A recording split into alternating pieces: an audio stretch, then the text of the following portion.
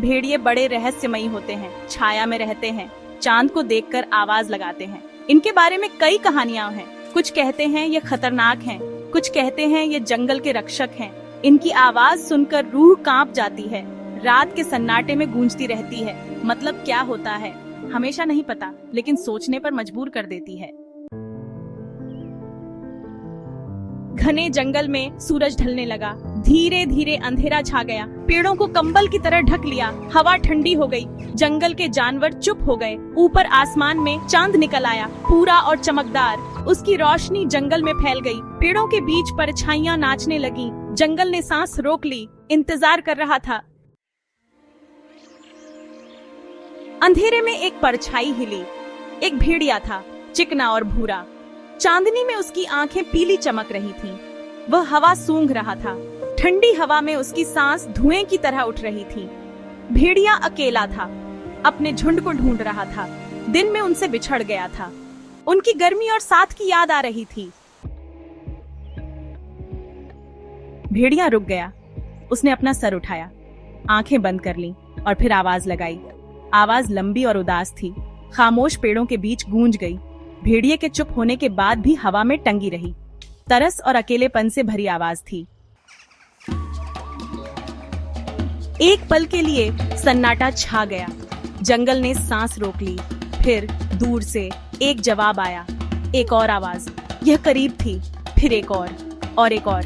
जल्द ही जंगल भेड़ियों की आवाजों से भर गया। आवाज डरावनी भी थी और खूबसूरत भी। यह दुनिया में अभी भी मौजूद जंगलीपन की याद दिलाती थी। सेक्शन 6, जवाबी आवाज। अकेले भेड़िए के कान खड़े हो गए। उसने अपने झुंड की आवाज पहचान ली। वे पास थे।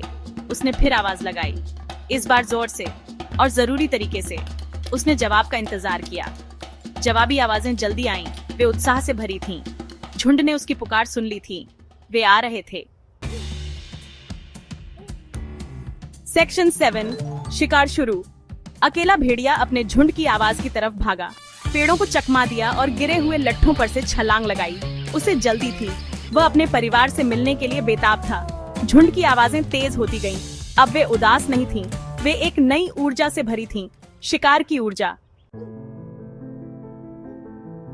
सेक्शन 8, राटमैनगंज। भेड़िया आखिरकार अपने झुंड तक पहुंच गया। उन्होंने एक दूसरे का अभिवादन खुशी से भरी आवाजों और पूंछ हिलाकर किया। वे फिर से पूरे हो गए थे। उनकी आवाजें रात में गूंजती रहीं। वे प्रकृति की शक्ति की याद दिलाती थीं, परिवार की शक्ति और जंगल की शक्ति। सेक्शन 9, कहानियां और किस्से। आवाजें धीमी हो गईं। जंगल फिर से शांत हो गया। चांद आसमान में अपनी यात्रा जारी रखा। भेड़िए चले गए थे, लेकिन उनकी आवाजें हवा में रह गईं। वे हमें उन रहस्यों की याद दिलाती थीं जो अभी भी हमारे चारों ओर थे। वे हमें उन कहानियों की याद दिलाती थीं जो हम खुद को सुनाते हैं। भेड़ियों की कहानियां, रात की कहानियां।